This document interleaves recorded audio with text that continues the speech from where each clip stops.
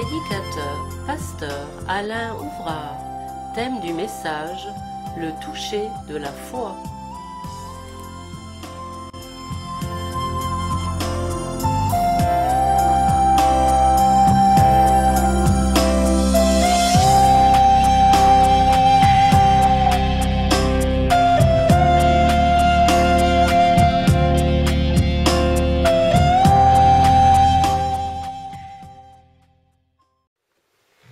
Voilà, nous allons ouvrir notre Bible et je vous propose que nous fassions une lecture parmi ces belles histoires de la Bible. Il y en a à chaque page de l'Évangile et cela est quelque chose qui peut véritablement nous faire du bien dans nos perplexités, dans parfois nos questionnements, nos problèmes que nous pouvons rencontrer. Eh bien, nous avons, c'est vrai, tellement de belles réponses qui nous viennent de la part de Dieu. Alors, je vous propose que nous fassions cette lecture dans Marc, chapitre 5, et au verset 25. C'est un texte bien connu que nous retrouvons dans l'évangile de Matthieu, également dans l'évangile de Luc, avec quelques petites variantes, mais si peu. Alors, je vous rappelle, donc, cette lecture, nous allons la faire dans Marc, évangile de Marc, chapitre 5, verset 25. Or, il y avait une femme atteinte d'une perte de sang depuis 12 ans. Elle avait beaucoup souffert entre les mains de plusieurs médecins. Elle avait dépensé tout ce qu'elle possédait et n'avait éprouvé aucun soulagement, mais elle était allée plutôt en empirant. Ayant entendu parler de Jésus, elle vint dans la foule, par derrière, et toucha son vêtement. Car elle disait, si je puis seulement toucher ses vêtements, je serai guérie. Au même instant, la perte de sang s'arrêta et elle sentit dans son corps qu'elle était guérie de son mal. Jésus connut aussitôt en lui-même qu'une force était sortie de lui et, se retournant au milieu de la foule, il dit « Qui a touché mes vêtements ?» Ses disciples lui dirent « Tu vois la foule qui te presse et tu dis « Qui m'a touché ?»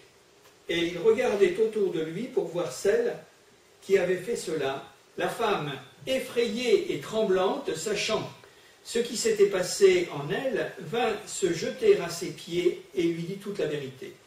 Mais Jésus lui dit, « Ma fille, ta foi t'a sauvée, va en paix et sois guérie de ton mal. » Voilà, j'aimerais simplement ce soir vous parler, nous entretenir sur le toucher de la foi. Alors c'est assez paradoxal parce que la foi nous donnerait-elle la possibilité de toucher Dieu? Alors, on va essayer de comprendre le sens, puisque on voit que cette femme s'est approchée de Jésus, elle était malade, et elle est repartie guérie. Alors, on va essayer d'expliquer un peu tout cela. Tout d'abord, laissez-moi dire que la Bible, qui est vraiment le livre de Dieu fait pour les hommes, eh bien, rapporte très fréquemment dans ses pages le témoignage d'un Dieu qui guérit les hommes de leur maladie. Dans l'Ancien Testament, et particulièrement dans l'Ancien Testament, sous le régime de cette grâce que Dieu nous a donnée, ce que l'on appelle la guérison divine, eh bien, on s'aperçoit très fréquemment, et à suivre Jésus dans tout son pèlerinage et dans tous ses voyages, on le voit, eh bien là, guérir certainement des dizaines, des centaines de personnes. On pourrait parler de l'Évangile aux 1000 guérisons et délivrances. Il y a des hommes qui ont su en parler de cette intervention divine de guérison miraculeuse. Il y a un homme qui a dû certainement faire l'expérience, il s'appelle David, c'est le roi que nous connaissons. Eh bien, il nous dit et écrit dans un de ses psaumes, le psaume 30, il dira ceci, c'est une prière. « Éternel mon Dieu, j'ai crié à toi, et tu m'as guéri, et tu as fait remonter mon âme du séjour des morts. » Alors je ne sais si c'était une guérison physique, vraisemblablement plutôt, eh bien là, une tristesse ou une grande souffrance morale, tu as fait remonter mon âme du séjour des morts. On peut comprendre que c'était peut-être une intervention de Dieu, plutôt dans son être psychique, dans son être intérieur. Ou encore, il dira et il soulignera d'une manière tout aussi particulière, dans le psaume 103, il écrit ceci, c'est lui, en parlant de Dieu, qui pardonne toutes tes iniquités et qui guérit toutes tes maladies. Voilà. Et nous voyons que, certainement avant le temps, bien avant le temps, David avait bien compris la relation qu'il y avait entre le mal, le péché et ses conséquences, la maladie. Alors, ce n'est pas tant sur ce sujet que je voudrais m'étendre ce soir, mais néanmoins, il le dit. Tu pardonnes les iniquités, et une fois que le pardon est bien là, a fait son œuvre, je suis guéri. C'est le psaume 51, c'est le psaume 132, toujours de David. Dans le psaume 107, il est dit ceci, l'Éternel envoya sa parole et il les guérit. Et ce soir, nous ne sommes pas là pour rien, nous sommes là pour entendre sa parole, et si nous sommes souffrants, malades ou atteints d'une quelconque infirmité ou autre chose qui affecte notre vie, eh bien, nous entendons sa parole parce qu'il nous a donné sa parole pour nous guérir. Mais avec naturellement la compréhension, et ce qu'il entend et ce qu'il attend de nous, c'est que nous mettions notre foi dans sa parole. Et c'est par la foi dans sa parole que je peux obtenir la délivrance dont j'ai besoin. Alors, après toutes ces citations, Jésus a fait son apparition sur la scène de notre monde, et on le sait parce que ça revient énormément, exerçant un ministère de guérison et de délivrance parmi une foule de malades et de malheureux. On le voit par exemple dans le chapitre 4, c'était un sujet que nous avons commenté il y a quelques jours ensemble, quand il dit qu'il est venu pour guérir les cœurs brisés, et puis délivrer les hommes de leur infirmité, de leur captivité, de leur oppression, de toutes sortes de choses. Il y a un autre témoignage qui nous est donné, et celui-ci, il résume finalement la profusion de cette main divine qui, du ciel, répand cette grâce, cette guérison sur les hommes. Écoutez, dans Matthieu, il nous est simplement rapporté au chapitre 15. Alors s'approcha de lui une grande foule, ayant avec elle des boiteux, des aveugles, des muets, des estropiés, et beaucoup d'autres malades. Et écoutez bien, on les mit à ses pieds, et il les guérit. Voilà ce que faisait Jésus. Je dis bien ce qu'il faisait. Et moi, je voudrais peut-être diriger notre cœur, diriger votre cœur sur ce que Jésus encore fait aujourd'hui. Parce qu'on pourrait peut-être inscrire ça dans un passé très lointain, mais moi je pense que si nous partons du principe que Jésus est vivant, les malades d'hier comme les malades d'aujourd'hui, et probablement ceux de demain, qui, confrontés avec la promesse que Dieu leur donne et leur fait, sont capables de saisir encore cette puissance divine pour apporter non seulement le soulagement, mais véritablement une complète et totale guérison. Nous y croyons de tout notre cœur, et je voudrais que dans une certaine mesure, nous en avons fait nous-mêmes l'expérience. Alors nous ne parlons pas d'une théologie qui serait perdue là dans toutes sortes de paroles, mais c'est une vérité expérimentale. Et voilà qu'au verset 25, dans le texte que nous avons choisi ce soir, il nous est dit qu'une femme atteinte d'une perte de sang, souffrait depuis 12 ans. Voilà. Je voudrais dire quelques mots sur la maladie. On sait à peu près ce que c'est, mais on a beaucoup de mal à véritablement cerner ce phénomène affligeant, ce phénomène qui peut conduire jusqu'à la mort, qu'est la maladie qui atteint les hommes, ce qu'elle est et ses conséquences. D'abord, je voudrais dire que la maladie ne fait aucune distinction, que l'on soit riche ou que l'on soit pauvre, que l'on soit un savant ou que l'on soit un ignorant, que l'on soit blanc ou que l'on soit d'une autre couleur, ça n'a pas d'importance, la maladie, elle frappe tous les hommes. C'est une chose entendue. Et puis, elle a pour résultat, pour conséquence, c'est qu'elle ruine et brise la vie de ceux qu'elle atteint. J'ai le souvenir de cet homme dont il nous est parlé dans la Bible, qui s'appelle Naaman. Un homme qui était au fait de sa gloire. Il était général de l'armée de Syrie. Et à un moment donné, alors qu'il était honoré de tous, que toute la vie, toute sa carrière lui souriait, il était atteint par le mal de la lèpre. Jusqu'à finalement, ne trouver aucune solution et devoir se résoudre à attendre la mort. Alors, nous nous apercevons que là, il y a eu aussi une manifestation de la grâce de Dieu. Et déjà avant le temps, avant Jésus, le fleuve de la vie et le fleuve de la guérison coulaient déjà. Donc, ça ruine et ça brise la vie des hommes. On a vu quelquefois, et j'ai entendu des témoignages de gens qui ont dû arrêter leur carrière parce qu'ils ne pouvaient plus travailler. Parce que soit ils avaient les reins cassés, ou il y avait autre chose qui faisait qu'ils ne pouvaient plus continuer le métier qu'ils exerçaient. Et puis, la maladie, quelle qu'elle soit, elle met l'homme dans un état d'infériorité. voire même de complexe. Tout dépend de la nature de cette maladie, mais quelquefois elle peut être tellement invalidante, tellement paralysante, tellement déformante, qu'elle nous met en état physique, mais aussi en état moral d'infériorité, où les gens n'ont plus de goût et ni de saveur à l'existence. Et puis, elle emprisonne l'existence, la maladie. Oui, je dis bien, elle emprisonne l'existence, et nous savons que quelquefois il s'agit tout simplement d'une maladie bénigne, et nous voyons que derrière tout cela, eh bien, il y a des conséquences naturellement d'invalidation. Et puis elle est imprévisible également. Malgré tous les moyens de l'homme moderne aujourd'hui pour la combattre, que ce soit l'hygiène, que ce soit la science médicale, où nous pouvons saluer finalement les progrès que les hommes font, et ils le font parce que bon, Dieu leur a donné l'intelligence. Mais toujours est-il que quelque part, elle survient ici, elle survient là, elle peut être la conséquence de tellement de choses, de l'accident ou autre. Et puis elle est redoutée par tous. Vous savez, tous les 1er janvier, la première chose que l'on dit, c'est « je vous souhaite une bonne santé ». Et quand on a une bonne santé, on ne sait pas le trésor que nous possédons. Alors elle est redoutée, c'est vrai, et un homme de l'ancienne alliance, qui s'appelait Job, eh bien pouvait dire ceci: « Ce que je crains, c'est ce qui m'arrive. Ce que je redoute, c'est ce qui m'atteint. » Voilà, c'est ce qui m'atteint. Alors, on pourrait dire aussi que la maladie, elle est meurtrière. Parce qu'elle est la cause d'innombrables décès. Alors tout le monde ne meurt pas de la maladie, fort heureusement. Et je le soulignais tout à l'heure, les hommes ont fait des progrès dans bien des domaines et c'est remarquable. Mais toujours est-il qu'on sait qu'à un moment ou un autre, elle va nous atteindre et elle va nous emporter, forcément.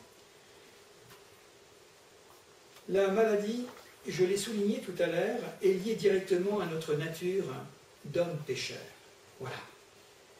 On pourrait peut-être imaginer ou rêver d'un monde où il n'y aurait pas le mal. Imaginez-vous. S'il n'y avait pas le mal, il n'y aurait pas la conséquence que l'on appelle la maladie. Et avec tout ce que cela en découle.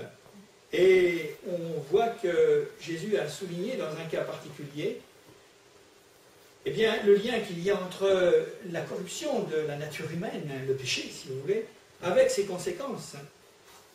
Un jour, Jésus, se trouvant à Jérusalem, à la piscine de Bethesda, va guérir un homme qui est paralysé, lui, depuis 38 ans.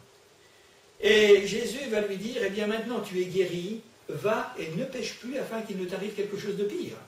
Donc Jésus montre bien que la racine même des maux dont nous sommes affligés physiquement, moralement, ou dans notre esprit d'une manière ou d'une autre, a quand même une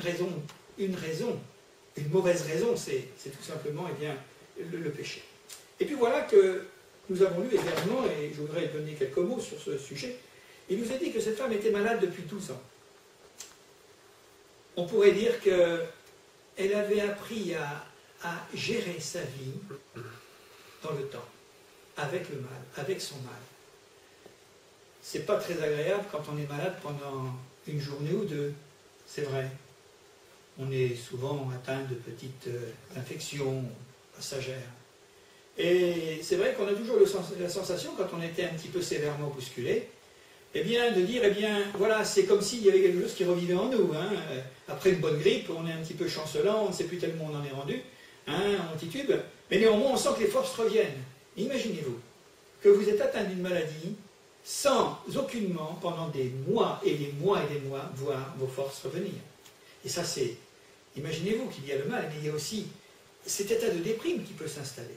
Et cette femme souffrait depuis longtemps. Et je suppose qu'à chaque fois qu'elle entamait une année, elle se voyait vieillir, elle voyait perdre ses forces, parce que bon, c'est comme ça, c'est la nature. Plus le mal qui la vidait en elle-même, elle devait véritablement être profondément malheureuse.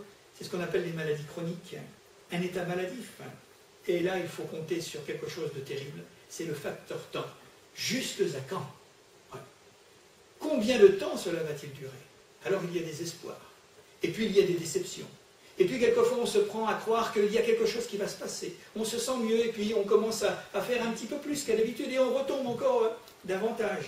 C'est ça justement la maladie, c'est terrible. Je voudrais simplement faire une remarque au passage.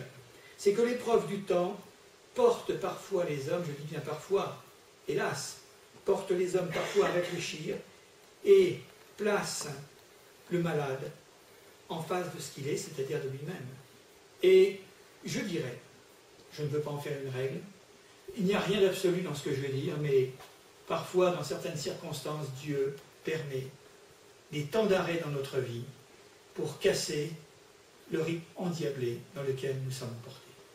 Et à travers parfois une immobilisation d'une manière ou d'une autre, lorsque nous sommes alités, lorsque nous sommes à la maison et que nous ne pouvons pas faire autrement que d'y être, alors à ce moment-là, eh bien, nous nous mettons à réfléchir où nous n'avons jamais eu le temps de réfléchir sur les choses. Et nous nous mettons à penser. Peut-être pour le chrétien, il va se mettre à prier tout à nouveau, alors qu'il avait peut-être perdu la régularité ou l'habitude de se tourner vers Dieu. Et là, parce qu'il souffre, il va poser des questions. Il va dire, mais Seigneur, pourquoi? Et Seigneur, comment?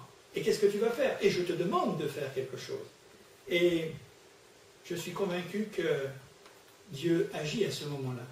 Et combien aussi, encore, de témoignages n'avons-nous pas entendus de gens qui sont venus nous dire, eh bien, vous savez, mon mal, ma maladie, a changé complètement radicalement ma vie, surtout quand on est aux portes de la mort, où nous avons parfois eh bien, reçu ces paroles en disant ma vie ne sera plus du tout la même maintenant, désormais.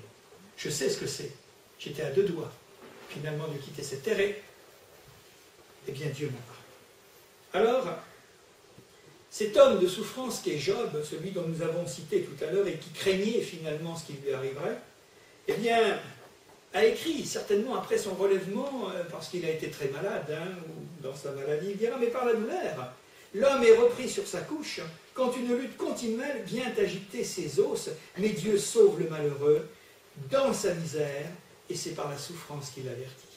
Vous savez, quand l'homme passe toutes les bornes, quand il passe toutes les limites, et qu'il ne veut pas s'arrêter en pensant que finalement il est plus grand que Dieu et que son orgueil l'aveugle, eh bien, quelquefois, eh bien, Dieu permet des circonstances qui ne sont pas forcément pour nous réjouir, mais qui vont nous amener à une prise de conscience et qui ensuite, lorsque nous avons bien compris le message, vont nous amener dans une autre dimension, peut-être de paix avec nous-mêmes, de paix avec les autres, de réparer certaines choses et de voir notre guérison se faire et de vivre une nouvelle dimension à notre existence. C'est par la souffrance qu'il l'avertit, parce que Dieu ne veut pas que nous nous perdions. Cette femme était malade d'une perte de sang. C'est vraisemblablement une maladie qui devait entraîner, outre les inconvénients physiques, un fardeau moral, une humiliation, parce qu'en Israël, ce mal-là, dont les femmes étaient atteintes, eh bien, était considéré comme une impureté religieuse. Et c'était quelque chose de difficile à vivre. C'était la religion qui avait décrété ça. Et on sait que probablement, elle vivait probablement très très mal, eh bien, ce qui lui arrivait, cette pauvre femme. Elle avait, nous dit le texte, beaucoup souffert entre les mains de plusieurs médecins. On pourrait peut-être expliquer les choses de cette manière.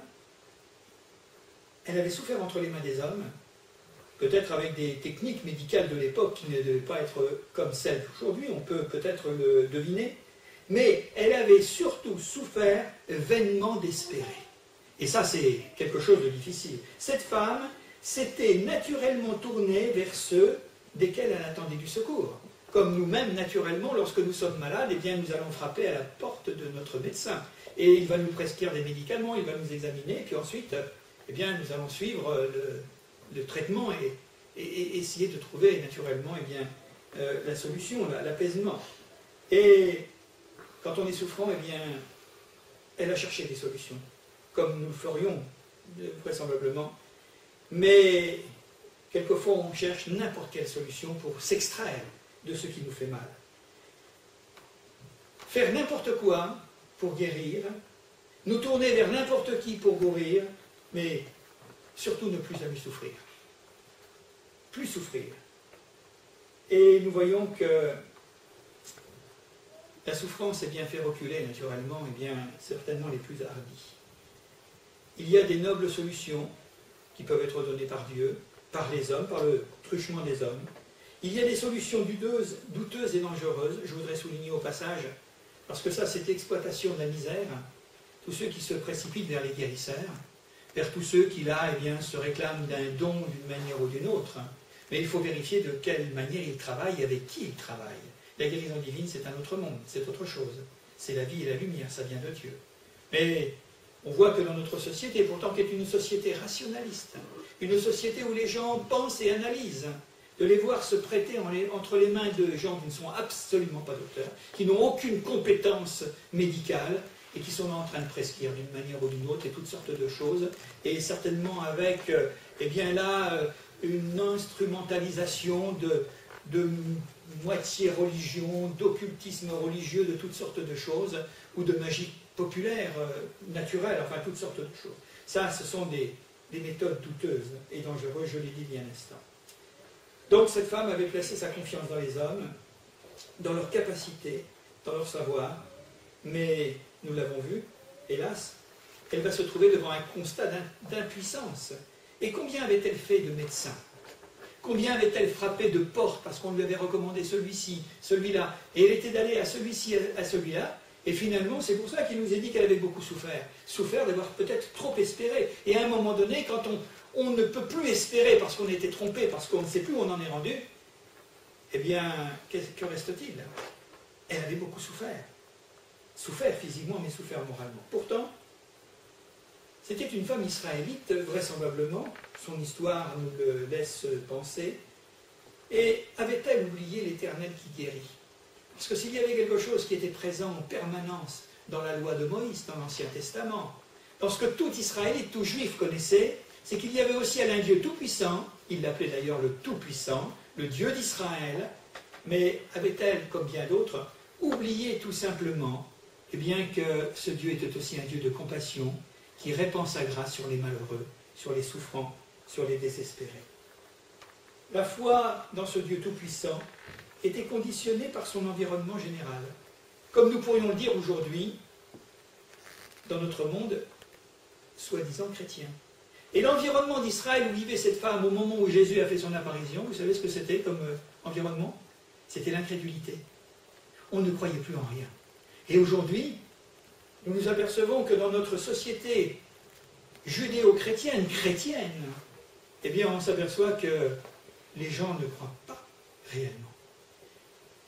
Ils croient dans peut-être les valeurs les plus évidentes du christianisme, mais dans un Dieu qui est ressuscité, dans un Dieu qui vit au milieu des hommes par son esprit, dont la parole est encore une puissance et une dynamique pour le corps, l'âme et l'esprit, alors les gens n'y croient plus. Ils vont préférer peut-être se tourner vers ce monde bizarre, étrange, ténébreux de l'occultisme, plutôt que de se tourner vers la Bible et d'invoquer le nom de Jésus. Alors, elle vivait dans ce contexte d'incrédulité comme nous d'ailleurs. En d'autres termes, on pouvait dire que dans le monde de cette femme au moment de l'Évangile, comme dans notre 21e siècle, eh bien les gens n'y croient plus. Dieu est mort. Voilà, Dieu a disparu. On ne sait plus où il est. Mais c'est une dramatique ignorance qui lui a valu de rester quand même, il faut le dire, constatation faite, 12 ans malade. Vous savez, c'est extraordinaire quand on est souffrant. Et que la première réaction que nous avons, c'est de commencer par prier en disant « Seigneur, que veux-tu que je fasse? Seigneur, je te demande d'intervenir dans ma vie. » Pour ceux qui le savent, pour les chrétiens qui le savent, nous sommes encouragés dans notre première démarche d'abord à nous tourner vers Dieu, et puis peut-être que Dieu nous conduira d'une autre manière. Mais il peut le faire d'une manière royale en nous guérissant immédiatement. Ça se fait encore. Ça se réalise encore, autrement je ne serais pas là pour vous le dire ce soir. Parce que dans le monde entier, cette parole de la puissance et de la vie de Christ parmi les hommes de notre temps, eh bien c'est une réalité et c'est prêché dans le monde entier. Alors elle est restée pendant 12 ans malade, que de temps perdu, sans savoir que Dieu est toujours le même pour guérir, autrefois, aujourd'hui et vraisemblablement demain. Je vais un peu plus loin, il nous est dit qu'elle avait dépensé tout ce qu'elle possédait. Souffrance physique, nous avons dit, souffrance morale, et sa maladie l'avait réduit à la misère. Parce que, comme aujourd'hui, comme hier, comme aujourd'hui, eh bien, se faire soigner, ça coûte. Et nous pouvons vraiment bénir le Seigneur de vivre dans un pays comme le nôtre, où il y a quand même des assurances sociales, des assurances maladie. Ce qui n'a pas été certainement le cas pendant les siècles auparavant, et ce qui n'est pas vrai probablement aussi dans tous les pays, même dans notre époque. Alors, et cette femme, eh bien, avait dilapidé en quelque sorte le peu d'avoir qu'elle avait, plus d'argent, peut-être plus de travail.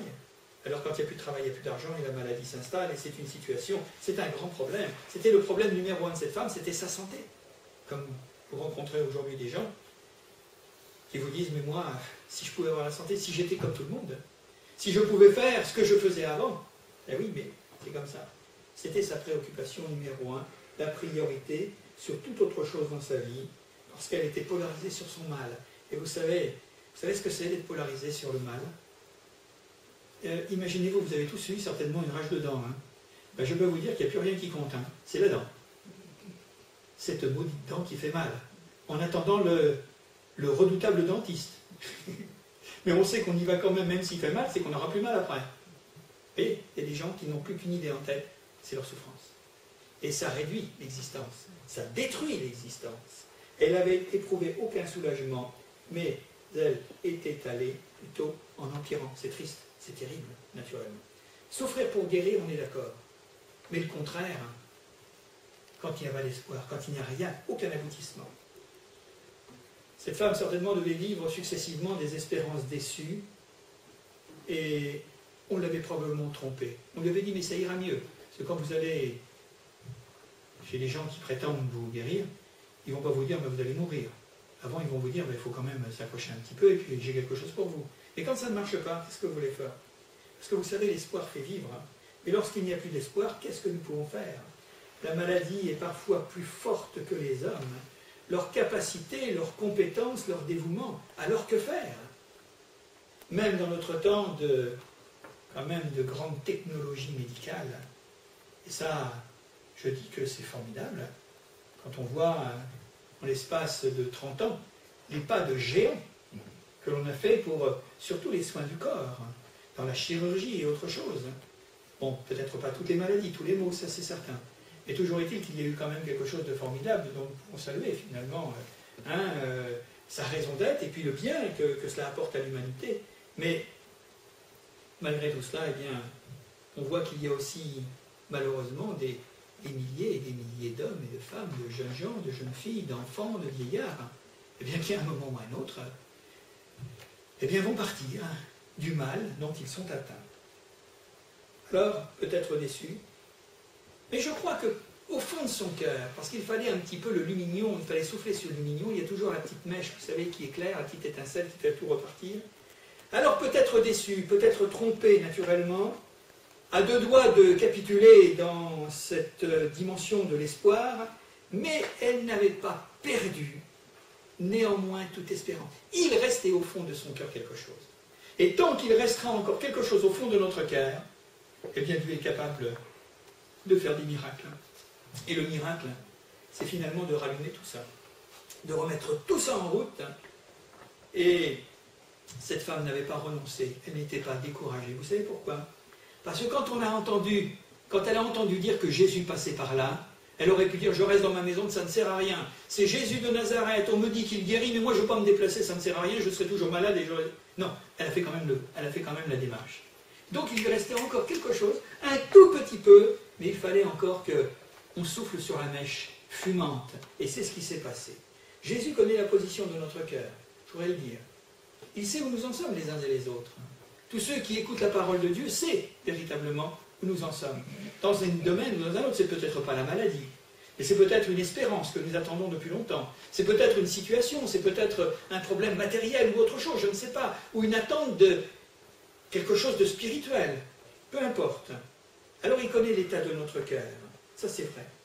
Et vous vous souvenez qu'au malade, cet homme dont j'ai parlé tout à l'heure, le malade, l'impotent de la piscine de Bethesda, dont j'ai dit qu'il était malade, souffrant, infirme depuis 38 ans, vous savez ce que Jésus lui a dit? Veux-tu être guéri? Après 38 ans, c'est une question saugrenue, n'est-ce pas? Veux-tu être guéri? L'homme aurait pu répondre, qu'est-ce que tu veux, ça fait 38 ans comme ça, je suis à la fin de ma vie, ça va être fini. Non, non, l'homme a réagi à ce moment-là. Bon, il y a eu un petit peu d'hésitation, mais néanmoins, il a quand même réagi. Et c'est ce qui a permis, et c'est la réaction de cet homme où il y avait encore une lueur d'espoir dans son cœur qui se voyait à travers ses yeux, voyant qu'il avait la foi, voyant que, je parle d'un autre homme dans la ville de Lystre, il nous a dit que Paul lui a dit d'un seul coup, tout à coup, il lui a dit, bien, maintenant, lève-toi et marche. Et cet homme s'est bien marché. La lueur d'espoir. Est-ce qu'il y a encore au fond de notre cœur une petite flamme d'espérance en Dieu? Et la parole que nous entendons ce soir, elle est faite pour amener finalement ce sursaut. pour amener cette réaction positive. Veux-tu être guéri? Le verset 27 nous parle de cette peut-être lueur d'espérance qui apparaît, ayant entendu parler de Jésus. Voilà. Elle n'a pas entendu parler de quelqu'un d'autre, elle a entendu parler de Jésus. Elle ne le connaissait pas trop, certainement. Connaître la renommée de quelqu'un, c'est bien, mais y croire, c'est différent. Donc, elle connaissait sa réputation, mais elle a été beaucoup plus loin.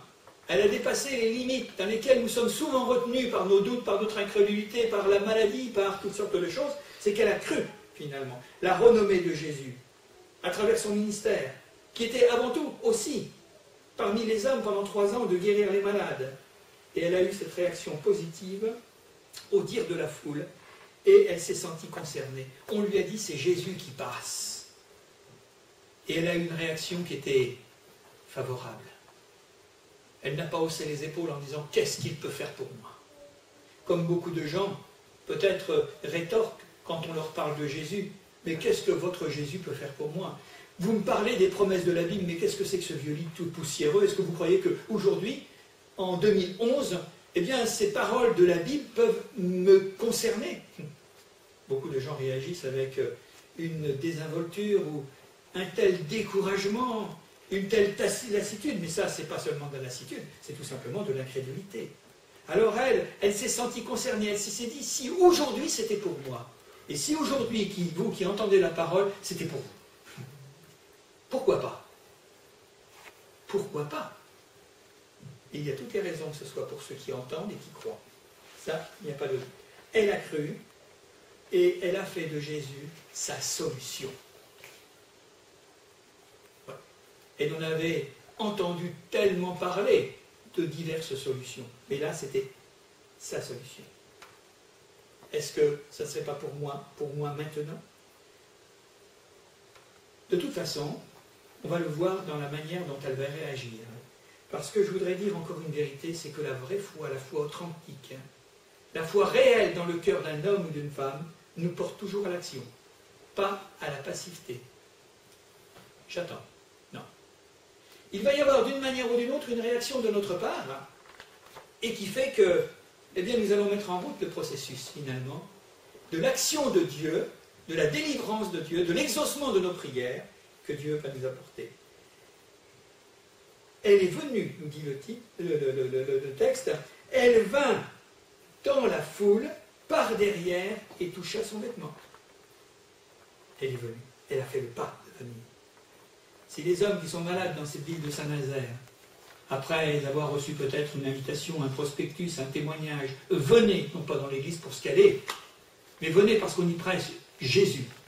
On y entend l'évangile, je peux vous dire qu'il se passerait des choses extraordinaires. Mais nous sommes dans un pays où véritablement il y a une véritable désaffection de la foi, où les gens... Bon, c'est comme si nous étions des extraterrestres en prêchant l'évangile. Oui, ben c'est vrai qu'on est des extraterrestres.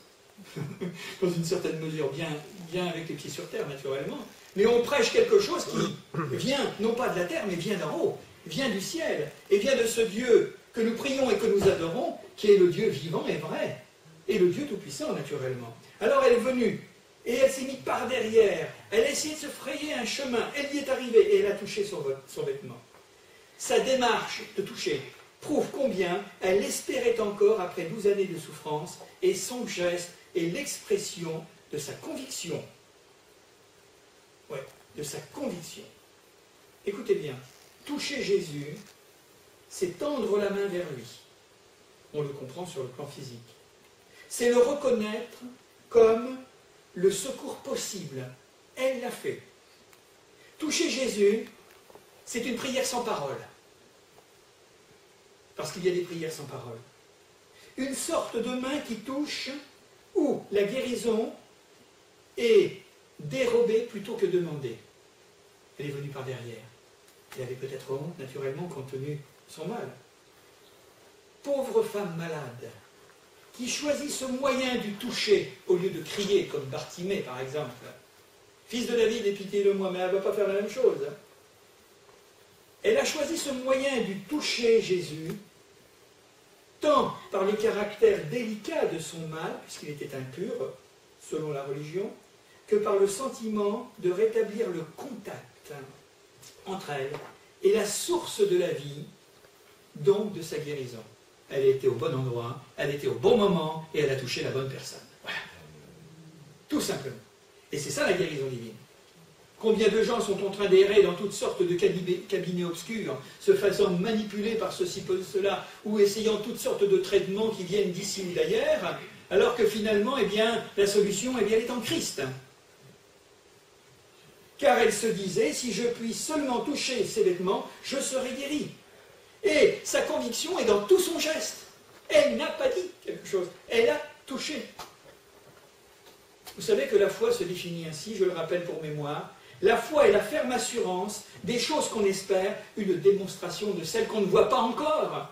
Et c'est parce que je ne les vois pas encore, mais que je les crois si fort, qu'elles vont m'apparaître après dans la réalité. Elles vont se concrétiser parce que finalement ma foi va les mettre en évidence. Par l'action de Dieu, tout simplement. C'est ça, c'est une démonstration de celles qu'on ne voit pas encore, mais que nous allons voir. Pour certains, leur conviction repose sur une parole de Jésus. Pour d'autres, ça sera sur un geste. Et peu importe, ou d'autres manières. Si vous lisez l'Évangile, il n'y a jamais une guérison pareille. C'est toujours différent. Le fait de toucher le vêtement de Jésus n'est pas de la superstition.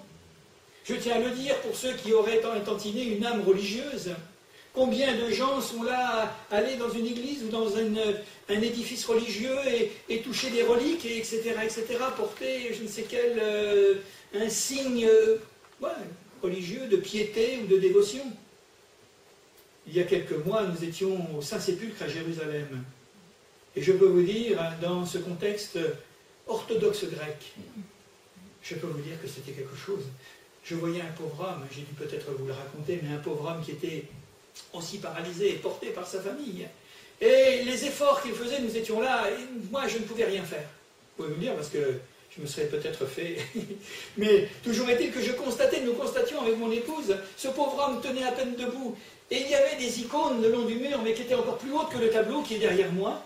Et là, ils essayaient de le hisser, un homme qui était quand même assez volumineux, il était comme quelqu'un de pantelant comme ça, c'était terrible à voir, pour qu'il embrasse tout simplement le bas du tableau. Je me dis, mais quelle misère! Qu'est-ce que l'on ne peut pas faire aux gens, alors que la foi c'est si simple? C'est terrible, ça vous fend le cœur quand vous voyez ce spectacle. Ce n'est pas de la superstition. En aucun cas, ce genre de choses. Ce sont des gestes, mais des gestes qui ne s'adressent pas finalement à la bonne personne. Elle a touché Jésus. C'est pas parce qu'on va embrasser un crucifix qu'on va embrasser une icône ou autre chose. C'est terrible cela. Terrible, quelle misère. Il nous faut une foi authentique dont la guérison immédiate en est la preuve. Au même instant, nous dit le texte, la perte de sang s'arrêta et elle sentit dans son corps qu'elle était guérie de son mal. La guérison immédiate, dans ce cas, est en rapport avec la qualité de notre foi. Jésus lui dit qu'il se soit fait selon ta foi. C'est pas le Seigneur qui dirige, c'est nous qui dirigeons finalement le résultat. Vous vous rendez compte? Qu'il te soit fait selon ta foi. Si tu as une grande foi, ben, tu vas recevoir de grandes choses. Si tu as une petite foi, eh bien, tu recevras en conséquence. Maintenant, rien n'empêche que ta foi elle augmente. Le Seigneur est toujours là pour la monter un peu plus haut, pour que notre foi soit haussée au niveau voulu pour obtenir. Bien des gens limitent l'action et l'efficacité de l'intervention divine par incrédulité ou par le doute. Le Seigneur ne veut pas, le Seigneur ne peut pas. Eh bien moi je voudrais vous dire que le Seigneur peut et le Seigneur veut. Et la solution elle est là. La femme effrayée et tremblante, sachant ce qui s'était passé, en elle, vint se jeter aux pieds de Jésus et lui dit toute la vérité. Mais quelle vérité? La vérité de son mal, la vérité de sa maladie, la vérité qu'elle venait d'être guérie, tout simplement. C'est une attitude fugitive que nous dépeint, que nous montre cette femme qui tenait à la nature de son mal, nous l'avons dit tout à l'heure. Elle avait peut-être honte de se présenter devant Jésus et de lui demander publiquement de la guérir. Question redoutable, que veux-tu que je te fasse? Et elle n'osait pas parce qu'il y avait cette pudeur féminine. Et on la comprend, la pauvre femme. Je souffre là. J'ai mal dans mon corps ici. Vous comprenez? C'était difficile. Et c'est ça ce qui lui faisait peur. Et devant toute la foule. Parce qu'encore quand on est devant un médecin et puis qu'on est seul à seul, ça va. Mais là, il y avait Il y avait des curieux, il y avait des voyeurs, il y avait toutes sortes de gens. Ce qui explique qu'elle était venue prendre sa guérison discrètement, secrètement, et je vous l'ai dit, elle l'a dérobé plutôt qu'elle ne l'a demandé. Et le Seigneur lui a donné quand même. Il lui a donné. Mais il n'y a pas de secret pour Jésus. Il dira, mais qui m'a touché? Jésus comprend les craintes. Il comprend nos craintes. Il connaît nos appréhensions et il veut nous en libérer. Il faut que, pour que notre foi grandisse, nous soyons et nous arrivions à surpasser nos peurs, nos craintes et nos appréhensions. Et à ce moment-là, le Seigneur va nous dégager sur un chemin qui sera un chemin ouvert pour notre foi. La guérison, elle ne commence pas par l'extérieur, elle commence par l'intérieur. Que ce soit une maladie physique ou une maladie morale. Demandons au Seigneur de nous guérir de toute cette tempête, de tout ce brouhaha que nous avons dans nos cœurs et dans nos âmes, et d'entendre ces bruits, ces suggestions qui nous mettent dans la confusion. Le Seigneur est venu nous délivrer de la crainte et de la peur. La conclusion, verset 34. Mais Jésus lui dit, ma fille, ta foi t'a sauvée, va en paix et sois guérie de ton mal. Il y a là la mise en valeur de la foi qui guérit et qui sauve, les deux. Guérison et salut. Cette foi qui procure le rétablissement de la santé est la même qui conduit à la guérison de l'âme. Oui. Combien dans nos églises d'hommes, de femmes, dans nos milieux charismatiques, sont venus alors qu'ils étaient atteints d'une maladie, une grande maladie ou une maladie tout simplement, et ont fait la découverte que Dieu était celui qui les guérissait, et qu'ils ont été beaucoup plus loin, c'est qu'ils ont découvert qu'ils étaient des malades de l'âme, et que Dieu voulait leur pardonner leurs péchés et les sauver pour l'éternité. Et ça s'appelle le salut de Dieu. Parce que Dieu ne donne pas seulement dans un sens pour que nous puissions être véritablement soulagés et délivrés. Ça, je crois que c'est la volonté de Dieu. Il se plaît à voir les hommes en bonne santé. Mais il veut que ça aille plus loin. Que devant un exaucement de prière formidable, extraordinaire à nos yeux, à notre cœur, eh bien nous disions, mais ce Dieu-là, il est vivant, alors maintenant, je ne veux plus le quitter, je ne veux pas l'abandonner, je veux le suivre, je veux recevoir sa parole, et je crois que Jésus est mort à ma place, et en raison de cela, eh bien je crois qu'il me sauve. Il m'a sauvé de mon mal physique, mais il me sauve aussi de mon mal spirituel. D'où la parole de Jésus que nous avons lue, ta foi t'a sauvé, va en paix. Pour vous dire simplement avant de terminer, qu'il faut à la guérison du corps, comme cette femme, ajouter celle de l'âme, et à la santé recouvrer la paix. Parce que qu'est-ce que ça sert, finalement, d'avoir une santé que nous avons tout à nouveau, si nous sommes encore dans le tourment de l'âme? Vous vous rendez compte? Vous avez vu le cheminement?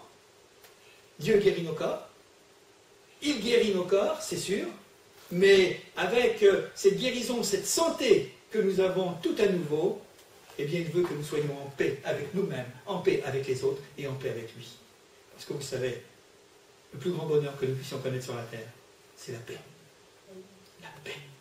Parce qu'il y a beaucoup de maladies dont l'origine, c'est parce que les hommes sont en guerre.